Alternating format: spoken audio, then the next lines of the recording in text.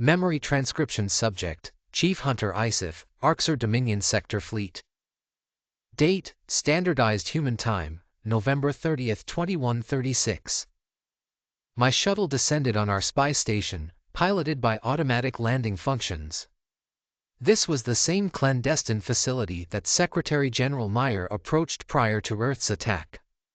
Perhaps the Dominion should have relocated the outpost, but the brass scoffed at the notion that any prey would dare to strike it.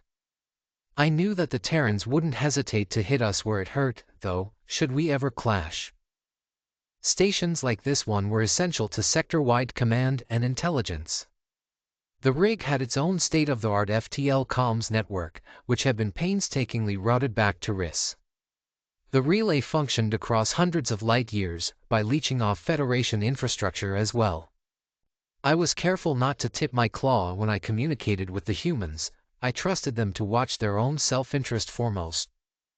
The Federation don't bother establishing costly networks, because it's the first thing we wipe out. I don't need to give the humans vulnerable targets. The shuttle dropped onto a landing pedestal. I wasted no time disembarking. Ceremonial armor clung to my form, and a decorative sword had been placed in a scabbard. It was time to act out Isif the Fanatic. Some low-ranking grunt had refused her Gojid rations, and then ejected the food out an airlock. The Dominion wished to make an example of her. Guards bared their teeth as I strutted into a central holding area. The prisoner was dangling from wrist restraints, bleeding from several gashes. It could be my head on a pike, just as easily. There was reason I treaded with such care. Those ungrateful humans, who reclaimed the very worlds they told us to attack, were making me regret my risks for them. Earth wasn't bargaining from a position of strength. Your death will be swift and decisive. I shoved my snout into the inmate's face, and stared right into her pupils. The Arxer guards watched with amusement. Live like prey, and die like prey. I scanned my form into the virtual interface, and watched as several holograms popped up around me. Chief Hunter Shaza was a welcome attendee, since I needed to stop her from reclaiming Silas the orbital way. There were plentiful examples of conquest in human history. However, the UN's lack of slavery and brutality led me to conclude this was different. Terran mercy had gone haywire at the worst time. The prophet descendant of the Betterment Office, Gisnell, was presiding over the trial. I'd branded myself as one of the true believers, and earned his favor among chief hunters. There was a reason I was assigned to the juiciest sector, with weak targets like Venlil and Zurolians. The question was if he suspected my treasonous intent, with how fervently I defended Earth. Human carelessness was jeopardizing my zealous persona. Chief Hunter Isif. Raise your condemnation for your empire, Gisnell stated. Begin when you are ready. My pupils scanned the battered prisoner. What is our birthright, hallowed prophet? Arxer stand atop the food chain, and the animals populating other worlds exist to suit our whims. The accused mocks our very existence. There was no option to show mercy to her. Betterment has eyes and ears everywhere. They'd question me not seeking the death penalty. She, whose name has been revoked for treason, disgraces this military. Food is a precious commodity, due to the Federation's butchery of our cattle, I continued. What right does a lowly underling have to dispose of food in an airlock? Food which could have fed a worthy mouth. I narrowed my eyes, slapping my tail across her snout. Hardened gray skin was pierced by my scales, which added to her array of marks. The Arxer restrained her yelps, as she knew such weakness would lessen slim hopes of betterment sparing her. Not that there was any chance the prophet descendant would forgive a capital offense. Gisnell yawned in boredom. The punishment you seek, meritorious Isif? Death. None who oppose the Arxer shall stand, I snarled. I wish to strike this thief down with my own claws, here and now. Very well. I concur with the chief hunter's assessment. Accused, any last words for your honor? The prisoner released a wet cough. The Gojids are people, true sapients. They ate meat like us. How can you still treat them as cattle? I'll defer that question to you, Isif, the prophet descendant chuckled. Sapient consumption was a requisite for our survival. I'd come to terms with that years ago. Sure, the Gojid jerky I'd eaten with my crew hadn't gone down as easily, with the thought of Noliep calling me scifi. Food that didn't emit playful giggles, and wasn't capable of higher reasoning was preferable. Still, there was nothing I could do about our current practices. My actions saved a lot more prey than one sliced and diced Gojid. My tail lashed in faux irritation. The entire ideal of betterment is that the strong cull the weak. The prey are still prey based on their actions, how they snivel and piss themselves over any challenge. These are not the behaviors of true sapients. Even if they once were cogent, that bears no relevance on today. Well said. Go ahead, split that traitor's throat, Gizl said. I stalked around the prisoner, arching the ridges on my spine. Fear glistened in her eyes, which caused my adrenaline to hum. It felt good to be in control, and to have a release for my pent-up aggression. Of course, I didn't really want to complete this execution, but my primal side liked it.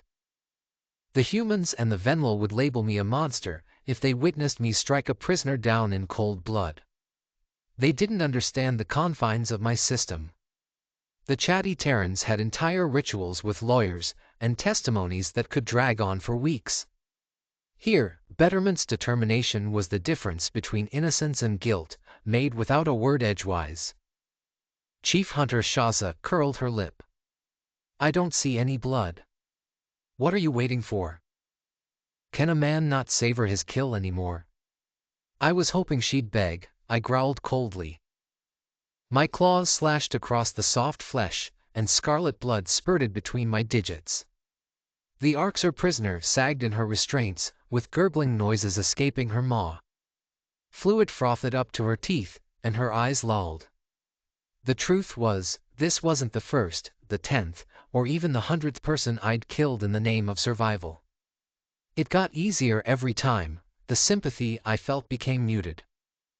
As a cruelty-deficient individual, I learned to fake dominant traits from a young age. A televised execution was when I realized that most people didn't wince at screaming cattle, or cry when their family members died. That voice was always there, no matter how much logic I employed. Watching the humans glamorize kind acts, I wondered what Arxer society was like when empathy abounded. Maybe it could have been the Venlil buddying up to us. Though, ones like Slanik are too emotional for even my liking. They died too quickly. I turned to face the holograms, waving my blood-stained claws. Shaza, I bring word from the humans. The female chief hunter grinned. How can you be so right about the Gojids being weak, yet you fail to apply that to the humans? Humans are not sniveling prey. They are destructive and prideful, to their own detriment at times. Don't let their pudgy appearance fool you. They bested us in combat, unlike any other race. Their prey-like interactions with each other sicken me. You are mistaking prey-like for social. Empathy is not a defect in pack predators, though humans must learn to temper such tendencies. Still, they are apex predators on their world. Gizl narrowed his eyes. Humans understand cruelty and aggression. They need the same push Betterment gave us. The Terrans had figures much like our Lasnal in their history. I'd done research on a holopad I found in New York's wreckage. Every herbivore alien questioned how such a leader could rise, but the primates already knew that answer. Their modern populace feared that becoming a reality again. Presently, humanity demonized predatory attitudes. They detested an equivalent to the Northwest Block resurfacing. Imposing Betterment on the Terrans was an awful idea, but I wasn't going to voice that opinion. Perhaps in the future, Earth would take in defective Arxer as refugees. The Dominion sentenced anyone lesser to death, so they might be amenable to lending slaves to Earth. It wasn't like Riss had a use for condemned weaklings. Would humanity even want my people on their world? Some UN personnel looked at us like we were diseased animals. Secretary General Meyer wouldn't have taken much convincing, but alien goals weren't on Zhao's agenda. Every action had to lend a direct benefit to Earth, or advance their war efforts. I yearned for the original leader and his calming ideology. Chief Hunter Shaza scowled. This human message better be good, Isif. Why did they claim 2 territories under Arxur siege? The United Nations sees conquest as a way to obtain the entire planet as our catch, I responded. They believe in maximizing resources and are willing to negotiate a deal. Human interference was meant as aid. Aid? Terran commanders messaged my ships, demanding that we back off. Their claim of Silas, then Foul, was a bold-faced attempt to swipe our prize. I agree with Shaza. Humans are proving ungrateful, despite how Isif saved their Earth. Gizno's fangs protruded with disdain. We attacked these worlds to enact their vengeance, while their own military floundered. We shouldn't negotiate for what is ours already. Of course, your savageness. Humanity were tactless, I agreed hastily. Going orbital on their army seems unwise though. Predators must stay united, until the Federation is eradicated. Shaza snorted. Ah, yes. The Federation that humanity is pulling their alliance members from? Pets. Not allies. If you're tricked by lies tailored for prey. The female Arxur stiffened with indignation, and her holographic tail blurred with motion. The prophet descendant scrutinized us both closely, spending an extra second on me. Perhaps I'd painted myself too much in Earth's camp. A proper chief hunter should want to bash the human's nose in. Humility wouldn't be the worst thing to teach them, regardless. I want Foul and Silas in our control, by the end of the week. I don't care how you do it, Shaza. You and Isif settle that part among yourselves, Gizno decided. Shaza's eyes gleamed with triumph. Yes, great one. As you wish. It will be settled. I am fully committed to our glory, I managed. The chief hunter tossed her head in gloating, as Gizno left the holopad call. The prisoner body sat at my feet throughout this exchange, which I hope bolstered my tough exterior. Shaza had near full autonomy over her sector, except for the rare case of Betterment's direct orders. People of our rank merely filed reports, and had thousands of ships to do their bidding. Human generals were chained by comparison, with more oversight and rules to adhere to. I understood what they meant by war crimes now, though I couldn't believe my eyes. What value was artwork in the middle of combat?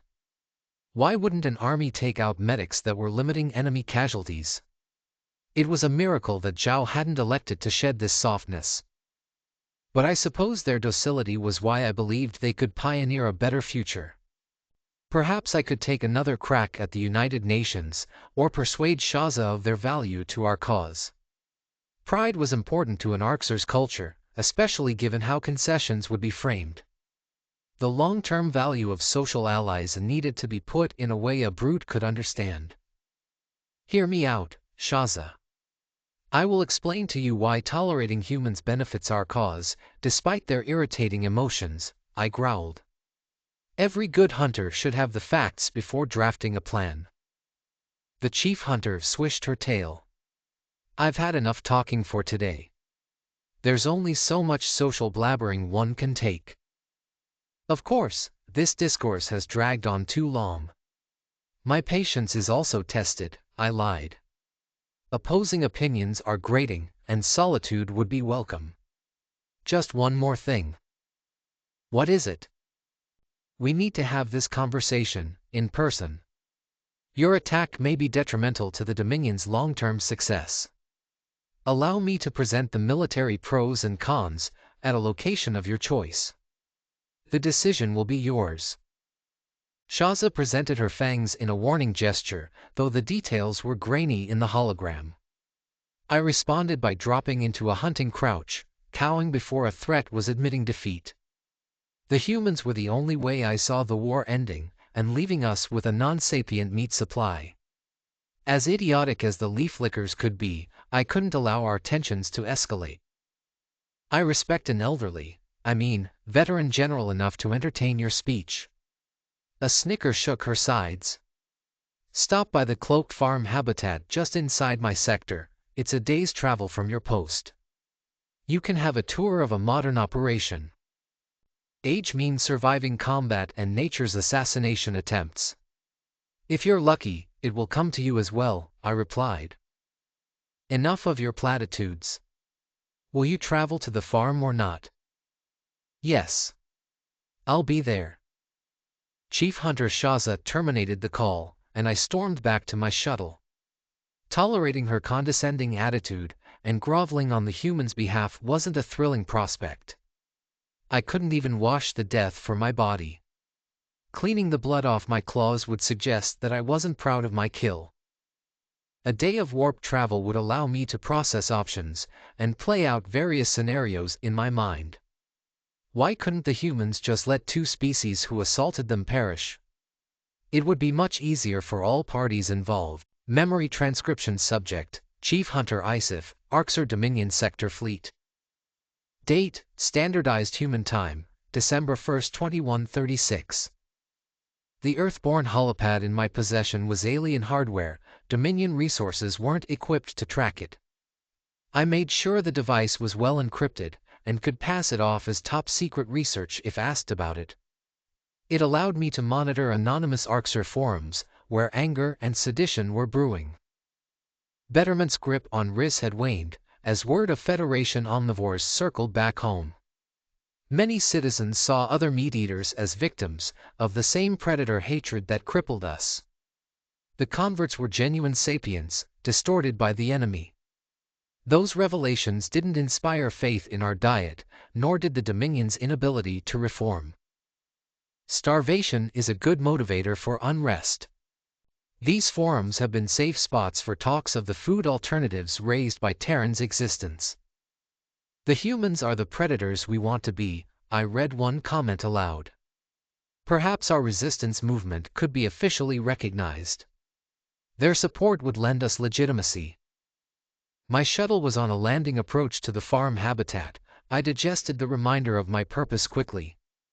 The humans were our hope at changing the status quo, and they were the only aliens who saw us as people. Our carnivory made alliances unobtainable with most of the galaxy. There was a reason our search for true life persisted through the centuries. As long as we were isolated and starving, individuals like Shaza and Giznal would maintain power. Our plight was how Betterment retained control, stirring up perpetual hatred. The Federation caused our predicament, after all. Draconian measures, as humans would say, were necessary, and lesser individuals hindered our collective welfare. The holopad was tucked back into a drawer, as docking protocols were completed. I disembarked to the hangar bay, and Chief Hunter Shaza greeted me. The fattened guards flanking her were indicative of our cattle-rich location. Farms were coveted postings, awarded based on bloodlines. This cushy detail was one reserved for those whose genes were desirable. Shaza. You look absolutely vicious, I barked. The chief hunter narrowed her eyes. Don't get flirtatious, Isif. This is a professional visit. I merely respect a worthy adversary. The feeling is mutual, yes. Indeed, I suppose we can spare a minute for pleasantries. A tour is mandatory for another sector's lead hunter. Cattle farms are a delight. Nothing like a satisfactory meal at the ready. Shall we proceed? The female Arxer stalked forward, her torso positioned at a sharp angle. I mimicked her lunging posture and ensured that my elderly pace kept up with hers. This farm habitat was the pride of Shaza's sector, with its compact design. Rather than the traditional pens with overhead guard walkways, her design utilized crawlspace trapdoors for retrieval. Arxer could monitor prey from viewing panes, and administer negative feedback with a button array. The hangar spilled into a narrow hallway, with cattle pens visible on both sides. The enclosure to my left housed Harchin, who were in poor condition. I could see flaky scales peeling off their hides, and their sunken eyes in a listless daze. These reptiles were lethargic, having lost the will to move around. It was pitiful to see a sapient mind reduced to a husk. Harchin territory was the closest to this facility, but that didn't stop Shaza from ferrying in other livestock. To the right, I could see the newest species in her domain, the yodel, exotic by all accounts. The smooth-skulled marsupials showed a bit of life, though I saw glassiness in their eyes. These uplifts played no part in what happened to our people, and supposedly hadn't latched onto the fear ideology yet. I worked with the marsupials on Earth, so I knew they sided with humans because they felt ostracized. Active hostilities between the Arxer and friendly prey were unnecessary. There was a truce ongoing since the Battle of Earth, extended to the 3 species that offered aid. However, unlike the Zeruleans and Venlil, the Yodel weren't in my domain. I couldn't stop Shaza from renouncing my pack. Most chief hunters are accepting any human allies as Arxer allies, despite Betterment's official silence. But Shaza sees no reason not to round up primitive herbivores. I forced a look of disinterest. How do the Yodel taste? They don't look like anything special. The taste is quite strong, stays in your mouth for a while. Dry too, Shaza replied. The flavor profile is not my favorite, but some of the guards like it. I'm sure the underlings have simpler palates than us. Isif, the masses will eat what they're given. The important thing is how well the Yodel breed. Our herd here will gather data to determine their viability. It's hard to match Sivkits or Zeruleans. Or the Venlil. How could you give them up? Calculated risk. Skepticism flared in her amber eyes, but the chief hunter continued our walk in silence. I kept my gaze ahead, not wanting to look at the cramped Yodel pen. That defective voice was restless after interacting with the helpers on Earth. I was relieved there hadn't been any gracious offers to sample the product. My mind was elsewhere as Shaza guided me through the guard quarters, a crocodile aviary, and 2 more Harchin pens. If this was the crowning achievement of Arxer society, what scathing commentary did that drum up about our people? Billions of sapients were in similar misery, and cognizant of their continued suffering. It was a fate deserved by no one. The chief hunter led me into the kitchen facilities, where corpses dangled from the ceiling. The scent of a gutted Harchin struck my nostrils, an aroma that tickled my olfactory glands. My body was conditioned to associate certain blood types with meals. Saliva production and dilation were involuntary responses.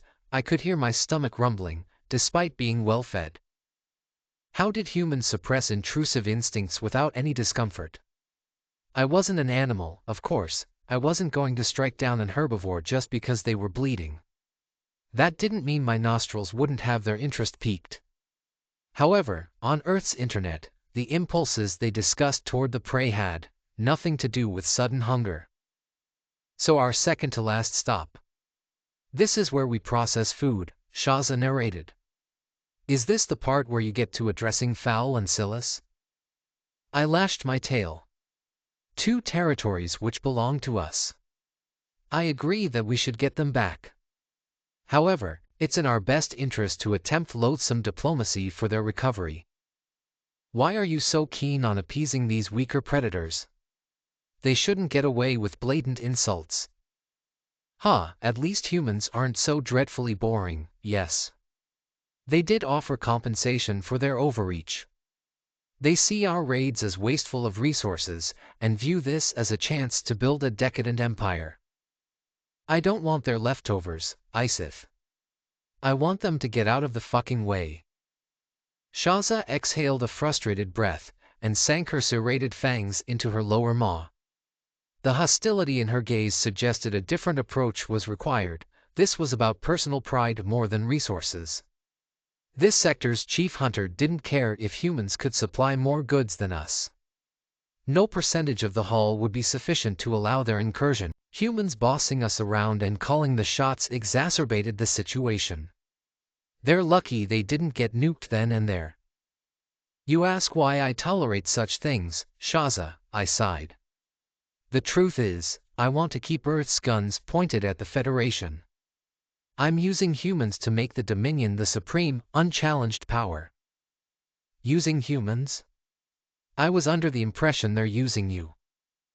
The UN are clueless to our aims, because Zhao is blind and on the warpath.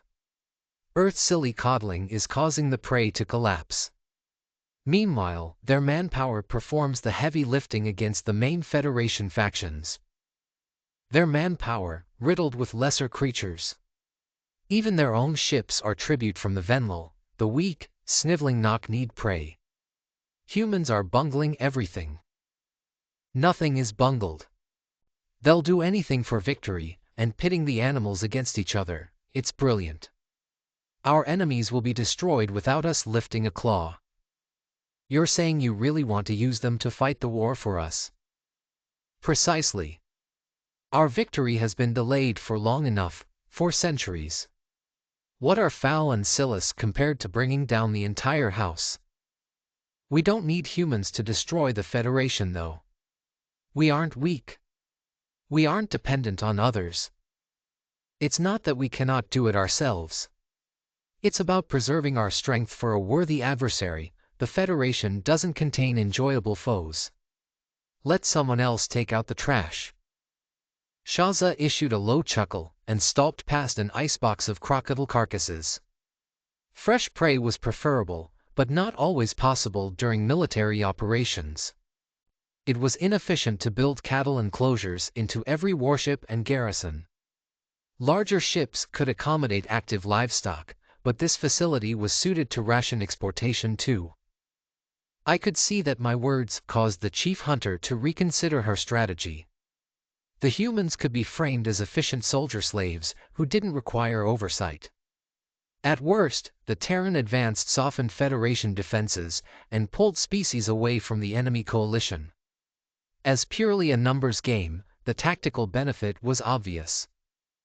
My nose distracted me again as we wandered into a hangar beside the butchery. Adjustable tunnels of barbed wire sat beside docking ports, built to load or unload cattle.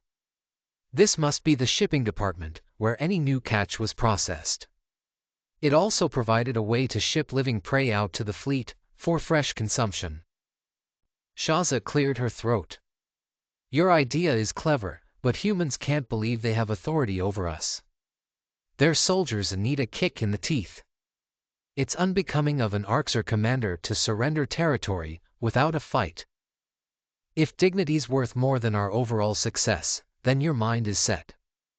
My pupils darted over to a barbed wire enclosure where the tangy aroma originated. Xeruleans were crammed into the unloading area, mewling pitifully. Wait. Why do you have prey from my sector? Relax, Isif. Some idiot volunteers went speeding off on a medical ship to rescue crocodile civilians. We intercepted them and brought them here. Shaza shouldn't be capturing human allied species at all. This jeopardizes everything I worked on. The UN are pressing for me to barter these guys' release as well. Thoughts of Xerulean medics in New York ran through my mind. There was a unique earnestness in their efforts to save human patients. The little furballs were dedicated to preserving life, even those of people they believed were monsters. What other species would fly unarmed medical ships into an Arxer occupation? Emotional concerns warred with my logic. I knew that my only objective should be talking Shaza down, but I felt sick to my stomach. Despite how good their scent was, my defective voice couldn't bear to see friendlies shipped off to slaughter. My interactions made their personhood all too real, not a harsh fact I pushed aside with ease. One Xerulean was sobbing, with despondent paws pressed against the wire. Her stomach quaked, and green blood was smeared across her little nose. The pleading quality in her eyes paralyzed me. I couldn't bring myself to ignore the herbivore's plight. My position gave me leeway to induce a more favorable outcome, so a bartering attempt was logical. Persuasion wasn't working on Shaza, anyways.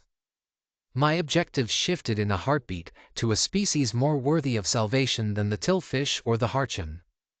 The humans would have to deal with the war they'd brought upon themselves. My throat was dry. I see. Well, on the topic of injured pride, I will not press further on Hal and Silas. But I can't leave this facility without a consolation prize. So you admit defeat? What is it you want from me? The female Arxer hissed. A few of those Zerolians. Humans claim they make great pets, and I'd like to test that for myself. I've been devoid of amusement for too long. I can always carve them up once I'm bored. TSK. That's an odd request, though I'd like to see them scrubbing your tail scales. I'll grant your wish, Isif. Are 2 prime specimens sufficient? 3 is what I had in mind. Humans keep more at hand, but these will dish out enough whining for 1 Arxer. Oh, and I'd like the crying one specifically. It's a prime example of what makes these animals lesser. The chief hunter bared her teeth and snatched the tear-stained Zerolian with haste. She deposited the quadruped into a scratchy sack, indifferent to any yelps. Tilting her head, she picked out 2 more prizes, a young, healthy Zerolian of each sex. Shaza dragged the cattle bag across the floor and whispered for her guards to bring it to my ship. I breathed a sigh of relief as I realized the layout subtly brought us back to our starting point. My landing hangar was next to the shipping facility, which allowed for a swift exit. The hosting Arxer were all but rushing me off. Chief Hunter Shaza displayed ostensible irritation, weary of my visit. My social tolerance was higher than most Arxers, but this specific company did not suit my tastes. There was no reason to prolong my travels. I offered a tepid farewell and boarded my craft without delay. The bag of Zerolians had been thrown on the floor, like it was any other junk. The herbivores screamed their heads off and flopped around inside the sack. I ignored the parcel, lumbering up to the cockpit. Jetting away from the farm habitat was done with a few buttons, and a course was set for my territory. Unease swelled in my chest as I realized how rash my snatch and grab was. What significance did 3 cattle have in the big picture? I crouched over the Zerolian package. What on Riss am I going to do with these guys? Any normal Arxer will think I'm mad. My paw reached into the sack, scooping the warm bundles out. The Zerolians wriggled and squeaked at my touch, before bolting away. I watched as they disappeared into crevices and supply closets. The fools didn't realize I could sniff them out with ease. The Terrans must have endless patience to coddle such antics. I just saved your lives. I'm not going through a song and dance to prove myself. I snarled. Stalking back to the cockpit, my destination switched to Earth. The humans could deal with these Zerolian pets and also learn the consequences of their mercy. The United Nations should be warned of Shaza's intent. However, flagrant interference would sever my ties to the Dominion. I wasn't sure I wanted to openly oppose my people. As much as I longed for societal overhaul, Arxer resistance was in its infancy. A 2-front war was a steep task for primitive omnivores. It wasn't clear whether the empathetic humans could be trusted to pull their weight or support our cause. Sticking my neck out wasn't worth it without future rewards. Perhaps it was best to let Silas and Hal slip back into Dominion possession. Memory transcription subject, Captain Sovlin, United Nations Fleet Command. Date, Standardized Human Time, December 1, 2136. Activity quieted down among our fleet, following the resounding victory at Kwa. The UN focused on menial affairs, for now. A small contingent of scout ships detached to survey potential colonies, and a few patrollers ensured the Federation didn't get another crack at the Mazics. Without a fleet of their own, Cupo's Presidium was reliant on human protection. Most Terran ships circled back to our mobile repair units, which had camped a few light years from the battleground. Our vessel docked for routine maintenance, but that lasted mere hours. Once the all-clear was given, we were sent with a small group on a patrol route. The United Nations was likely to assign us a new target after Earth sorted out their next priorities. "I'm not sure this is a good idea, Sovlin," Samantha said from my side. "Why would Officer Cardona invite you to his quarters?" I bobbed my shoulders, mirroring a human shrug. "Only one way to find out. The real question is why you ordered Carlos not to accompany us." "Tyler and Carlos almost came to blows when he saw what happened to your face. Truly a hard fall. Accidents happen." Carlos had rounded on Tyler in the rec lounge after I sought out a medical touch-up. The blood gushing from my nose wasn't ebbing, and my paper towel hadn't helped. The male guard's biceps rippled beneath their green markings as he roared at his superior officer. I believe his exact words were, "Does beating up a depressed alien make you feel like a man?" Tyler hadn't responded, and tried to ignore my friend. Onso took notice of my facial damage too. There was a tinge of fear when he looked at his buddy. That wariness was unusual for the Kniferal Yodel. He might have decided there was a scrap of truth in humans initiating violence. Captain Monahan got wind of the incident as other UN soldiers broke up the altercation. I issued a full denial when she summoned me to the bridge. My fibs didn't fool her at all, especially when Officer Cardona offered little in his own defense. The commander was obviously frustrated as she poked holes in my story. Why did I have wounds all over my body if I'd slipped headfirst into a cabinet? There had to be another reason I was nursing my ribcage. Monahan announced her disappointment in Tyler before assigning him to indefinite latrine duty. Days had passed since his beatdown, but the holopad invite to his quarters came out of nowhere. Perhaps he blamed me for not offering a more robust denial. The blonde officer must be angry about receiving punishment for his actions. Samantha crossed her arms. "Ah, yes, accidents happen. And leave finger marks on your throat. You can see that through my fur?" I groaned. "The doctor did at the infirmary." "Then your doctor exaggerated. You know how you humans are, very over the top." The female guard huffed in irritation, fixing me with a disdainful glare. Her narrowed eyes once would have filled me with terror, but now I recognized the scowls as part of her snarky attitude. Her venomous tongue was a defense mechanism, in my opinion. Samantha never offered any commentary on the loss of her husband. Maybe that stoicism was how humans were supposed to grieve, though I didn't believe that. I tapped my claws against Tyler's door. Several crewmates that passed us in the hall whispered to each other. My identity must have gotten around. According to Samantha, my role in Silene's interview had earned me some favor on Earth. But I didn't deserve humans' pity, and I was thankful that Officer Cardona dished out retribution at last. Onso opened the door. "Harris, Sovlin. Come in." "Not until you tell us why we're here," Samantha hissed. "Oh, cut it out, Sam, don't be like that." I swatted her elbow with the blunt side of my claws. "I'm going in, with or without you." "What, so you can take another accidental tumble? Get in a nasty fight with a rug?" Tyler's angular face peered over a couch. "Hey, we're all cool, it's square. Onso and I are playing a badass video game. I thought you'd get a kick out of it, Sovlin." Confusion swelled in my chest as the tall human waved a black object in his hand. Why would Marcel's pack mate invite me over to play some television game? I trudged inside, despite suspecting an ambush. Samantha rolled her eyes. At least I could count on her not intervening in a rug tussle. There was no visible malice in Tyler's blue irises. Onso must have been briefed on who I was, since he didn't question our past anymore. The uplift knew that I deserved whatever beating the human doled out, and then some. Guilt clawed at my chest as I joined the Terran officer on the couch.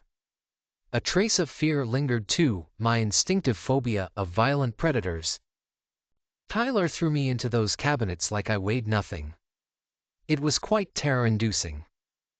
A menu screen appeared on the television, with the words "Start Campaign" selected by Onso. The yodel looked awkward juggling the controller, which was designed for long fingers rather than stubby toes. The uplift used his tail to hold it, and had both paws hovering over a side. Samantha accepted a device from Tyler, and passed one to me. The female human placed a pillow in my lap, balancing the controller atop it. I tucked my paws on both sides, thankful for my slender claws to poke at buttons. It wasn't clear how predatory these games were, or if the blonde Terran was attempting to traumatize me. Onso explained the button functions, while a loading screen played. I tried to listen, but I was distracted by his human partner's posture. Tyler stared ahead with intensity, and leaned forward on the couch. The predator's knuckles squeezed around his controller, as though he wanted to constrict it. "What is this?" I asked, unable to stay silent. "I don't understand why I'm here." Tyler blinked. "You can go if you want. This is a first-person shooter game called The Clash of Proxima, co-op mode. I modded the human enemies with Arxer bodies. Thought it'd help you to gun down the Greys like you want." "What? You know what happened to his kid? You think he wants to play a game about the Arxer?" Samantha spat. "A game about killing them? Fuck yeah. I'd been hellbent to get my claws on an Arxer and extract as much suffering as possible for years. I wanted to look one in the eyes and relish ending its miserable existence. A simulation was the closest thing I could get to that reality." Tyler was right, that did sound like fun, or at least a cathartic experience. I bared my teeth. I like this game already. Especially if the predator bastards scream. The revelation that the Kolshians deployed their cure against the Arxer did nothing to quell my revenge fantasies. If anyone deserved a slow death, it was a filthy gray beast. Starvation didn't excuse the torture videos of our pups they mailed to Federation worlds, and how they ate my own family alive, bit by bit. The humans would never dream of such a thing, no matter how dire their circumstances. The necessity of hunting us was something I could see. If a flesh-eater was deprived of their prey. But the level of sadism the Arxer showed had nothing to do with necessity. It sickened me that the UN coordinated with them, but I understood that Earth had been surrounded and defenseless. Samantha heaved an exasperated sigh. "I hope this is the easy difficulty, Tyler. You're just going to annoy him if he dies non-stop." "Sovlin's gotta learn somehow," the male predator replied. The game deposited us outside of a space station, and the graphical rendition was admirable. Tyler and Samantha's characters moved forward at the front, while Onso and I crept after them. Arxer bodies were crouched inside, spewing bullets upon our entry. Rage flowed into my wrists, and I depressed the fire button. Crimson streaks moved across my split screen, which I suppose symbolized wounds to a red-blooded Terran. A bar decreased over my character's head. Onso and I were shooting in a daze, while the humans ducked behind cover. It was frightening how sharp their reflexes and multitasking were in combat. The Terrans did most of the work gunning down the Arxer. It felt satisfying when my own bullets hit one representation, but a part of me was concerned about the lifelike blood splatter. Perhaps the Earthlings did crave death and violence? This shouldn't be an activity of mass appeal. I decided to attempt a conversational tone. "So human games involve battle recreations, and killing people?" "It's a power fantasy, obviously," Tyler replied. "Everything is a competition for us. Why not fight in a way that no one gets hurt? But you people want to fight, enough to seek it out for fun. Not just fighting. We want to win, Sovlin. There's a difference. Doesn't a part of you want to crush the Arxer? Vanquish them? The Arxer, yes, but you said these enemies are normally other humans. Old habits die hard. We fought wars for thousands of years. It's how we are, man. So it feels good, Tyler? To kill your own kind? The blonde human was silent, pursing his lips with disquiet. A chill ran down my spine as I noticed Samantha shaking her head at Tyler. That implied that the answer was affirmative, and I could see why she wouldn't want that broadcasted. Our game characters moved ahead, while I wondered how humans controlled such instincts. Terrans have empathy. I suppose that's the only thing keeping them from the Arxer's lows. Onso yipped excitedly. Charging at an enemy feels good. Driving them off, kicking them in the teeth, showing your strength. That's what Tyler means. As I've told you before, charging at hostiles with no strategy gets you killed, the human officer sighed. In both real life and the game. Hold up, Uplift, I barked. You'd play a game killing other Yodel? The marsupial flicked his ears. Sure. We defended territorial claims for years. Harsh winters come, and there's not enough grains stashed for everyone. You take, or you're taken from. That's twisted. You're an herbivore, fighting among your own people. Competition is normal, and you fuckers told us it's not. Nature is indifferent to any of our morals. The Gojits probably did the same thing, before the tentacled freaks remade you. Onso's right. We ate meat, so Gojits are fucked up monsters too. I have no right to judge his people or humanity. Gunfire sound effects snapped me away from my rumination. More enemies camped in the next area, and the Arxer began pinning us down. My heart rate skyrocketed, as if it was genuine combat. I crouched by a barrel just in time, and retained a few slivers of health. This enemy AI was merciless, an accurate approximation of the real Greys. The Yodel wasn't so quick to find cover. Onso held down the sprint blocker, and seemed keen to melee the enemies. His health bar was depleted within a second, and his humanoid character crumpled to the ground. The primitive jabbed at several buttons, prompting the avatar to rise. Onso grew incensed by his death, and ignored Tyler calling his name. The Uplift curled his lip, rage smoldering in his eyes. He released an incoherent howl, and flung the controller in a blind fury. A cracking sound reverberated through the air, as the device crashed into a wall. Tyler paused the game. What the fuck, Onso? That's the third controller you've thrown. It's a stupid game, the Yodel screeched. These levels are impossible. I think we're not playing together anymore. What? No. I'm sorry, it's just so, GAH. You said you'd try harder, buddy. You can't just break things because you're mad. Unless it's Sovlin's face, Samantha chimed in helpfully. I shouldn't have done that, but I'm not going to apologize. Marcel is a good dude, and he didn't deserve a shock collar around his neck. What's one punch compared to that? My spines bristled. I agree with him, Sam. More people should treat me like the monster I am. Please, let it go. Tyler gave me a rough pat on the shoulder. I flinched instinctively. The blonde human switched off his console and took the controller from my grip. It was disappointing not to have another crack at the Arxer. The game should have allowed us to best and trample them with ease. It wasn't fun to strategize. More importantly, I wasn't sure what Tyler was playing at. The big guy resented me, for a well-established reason. Even Onso should have sided against me, but the exchange duo were acting cordial. This gaming session was crafted as an outlet for my anger. Though, the fact that predators constantly used it for that purpose was a jarring admission. I'd begun to think of Terrans as normal people, who weren't a threat to innocence. Perhaps the truth wasn't so simple, despite their rich sentimentality.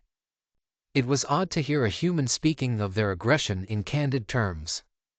Billions of predators on one world, craving a fight at all times, and trying to hold themselves together. I didn't know how they functioned. That goes a long way to explaining the Federation's observations. I can see why they find other ways to get that out of their system now. Well, let me clean up the controller shards first, Tyler grumbled, but and I'll head to the mess hall in a few minutes.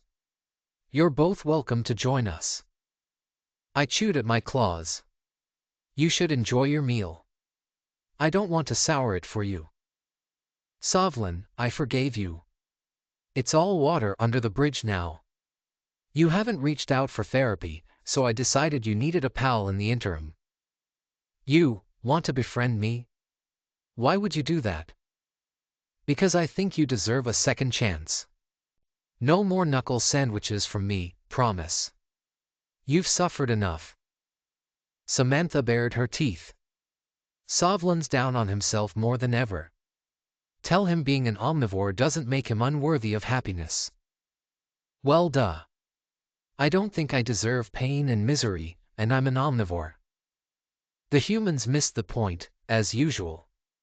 Their tenuous grasp on their instincts was something they managed, so that they wouldn't commit heinous deeds. There was no telling what savagery Gojids were capable of. Eating corpses was monstrous enough. My predatory side had shown with Marcel's torture, which even Rizal likened to the Arxer. You're right. I'm glad you guys have my back, I fibbed. That's what humans are for. Besides, there might not be a lot of happy days left. Tyler ushered me to the door, wearing a sad smile. So enjoy the downtime while it lasts. Hold up. What is that supposed to mean? The brass detected anomalous movement in the Arxer fleet. We're going to shadow their vector. Tail a few light years behind them, in case they try anything. What are you expecting them to try? We don't know. But our leader had a falling out with them, and they know the UN isn't at full strength. It's possible they'll attack our garrisons on Fal or Silas. That's a prelude to war. The thought of the Terrans squaring off with the Arxer brought me considerable relief. After Silani's interview, the primates had every reason to stick to the monster's side. It was miraculous they kept diplomatic avenues open for prey that defected. I mean, according to Tyler, humans weren't content with peace in the best conditions. Perhaps the same degeneracy runs through the Gojids' contaminated genes. Like Onso said, we might have been similar primitives. Species like us needed the humans' help with just about every issue. If Earth could get back to exacting aggression on ugly child-eaters, that would inspire my optimism about the galactic future.